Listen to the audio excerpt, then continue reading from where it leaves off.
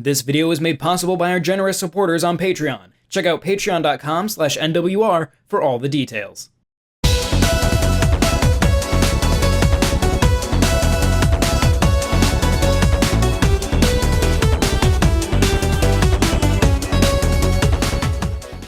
Puzzle games have, for better or worse, settled into being assumed to be lower-tier, cheaper games.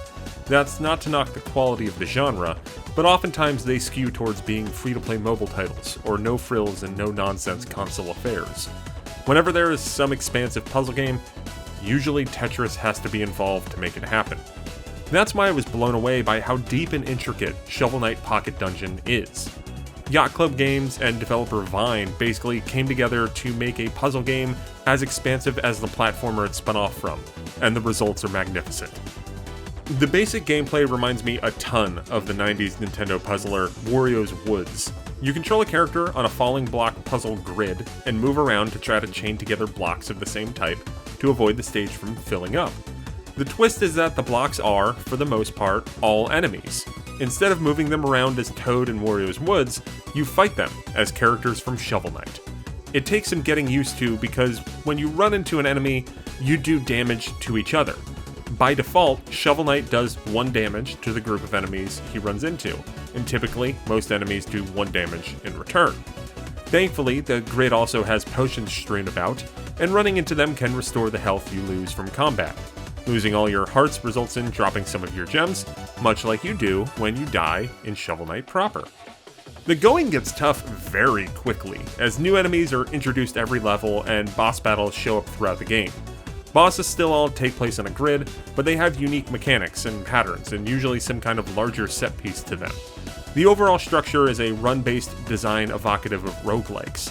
By default, you go through a set of levels similar to the basic narrative of the original Shovel Knight, and can pick at the outset to play it in roguelike style, where one death kicks you all the way back to the beginning, or puzzle style, where you can die as many times as you like, but you'll have to restart all the way from the beginning if the puzzle board fills up.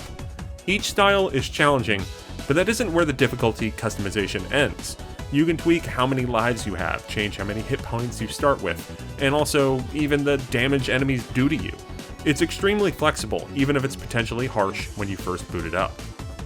Even on a run-by-run basis, you can boost your abilities with relics that give your hero more hit points or different abilities or buffs. Keys can be found frequently, which in turn unlock treasure chests on the puzzle board, so you can trigger screen-clearing bombs or powerful limited-use items that increase your offense or defense. The variety in runs is vast, especially since you can earn gems every run to purchase more relics for the future. If you want to get wild, you can even make it so the order of the stage is randomized, which can sometimes get diabolical as starting with the later stages is a bear. All of this is already fulfilling before you get to the fact that Pocket Dungeon has many more playable characters than just Shovel Knight.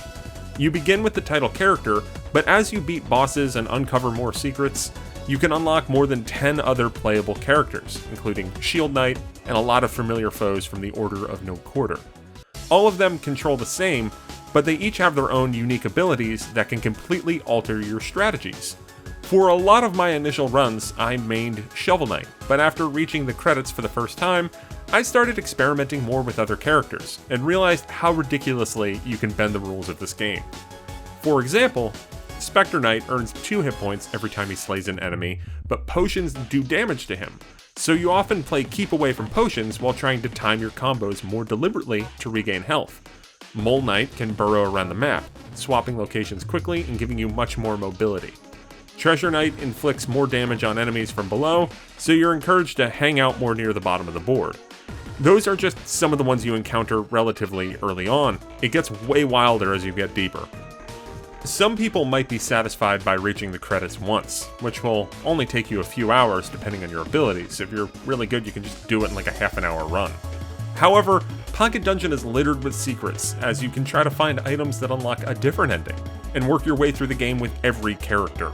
I've spent a dozen hours and counting with the game, and I'm still finding new twists and striving to unlock and defeat everything. In addition to the main adventure, Pocket Dungeon also has a few extra modes. The daily challenge is a good way to compete with online rankings and see how long you can last on a single life. The versus mode is something I haven't been able to get that deep into, but my time with it has given me a rush of promising competitive puzzle game vibes. On top of all of this, Yacht Club is set to release 3 DLC packs in the future. Who knows what, when, and how much that will all be, but if you get into this style, you should be set for a long time. The soundtrack from series mainstay Jake Kaufman is incredible, building on the now classic themes from the past games and adding excellent new jams. This is also a visually beautiful pixel art game that definitely is in the same ballpark as the source material, but it is distinct enough to feel like it's its own world. Humorously, the fact it's like that is even commented on in the overall narrative, which isn't quite as powerful as the original, but still is very well written and enjoyable. I came into Shovel Knight Pocket Dungeon with extremely high hopes. I'm one of the few people who adores Wario's Woods. What I found in the final package was something bigger and bolder than I even anticipated. You might be able to draw a dotted line back to the retro puzzler Wario's Woods, but at the end of the day, Yacht Club and Vine just went and took the idea and ethos of Shovel Knight and paired it with the puzzle style that would make for the deepest experience. This isn't a square peg fitting into a round hole like some puzzle game spin-offs. Instead, Shovel Knight Pocket Dungeon just feels like an extension of the original game. Much like the inspiration, it's challenging, but it's also forgiving enough to not dissuade frustrated players. I didn't think I'd see the day when someone did Wario's Woods as a conceptual idea justice, but dang it, they did it! Pocket Dungeon is incredible! Also, for what it's worth, if you really want to try Wario's Woods to know like what I'm raving about when I like that thing, it is on Nintendo Switch Online in the NES app. So go check it out. Definitely, Pocket Dungeon's probably way better, way deeper, way more to do, way more polished, but I still carry a torch for good old Wario's Woods. Thanks for watching. Bye. This video was made possible by our generous supporters on Patreon. Did you know that Nintendo World Report is funded directly by fans like you? When you support Nintendo World Report on Patreon, you get immediate access to multiple exclusive podcasts every month, exclusive Discord channels, an early look at select content, and more, all for as little as $1 a month. Check out patreon.com/NWR for all the details.